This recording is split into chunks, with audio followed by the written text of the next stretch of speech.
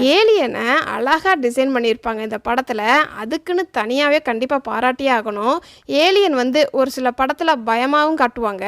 ஆனால் இந்த படத்தில் முழுக்க முழுக்க காமெடியாக இது ஏலியன் தான்னு ஈஸியாக கிட்ஸுகளுமே ஐடென்டிஃபை பண்ணுற மாதிரி கொண்டு வந்திருப்பாங்க. இது மட்டும் இல்லாமல் ஏலியனுக்கு அழுகிறது, சிரிக்கிறது, காமெடி பண்ணுற மாதிரி லவ் ஃபீலிங்கில் சின்ன சின்ன டிஃப்ரெண்ட் எமோஷனல் ரியாக்ட் பண்ணுறதுன்னு அழகாக டிசைன் பண்ணியிருப்பாங்க.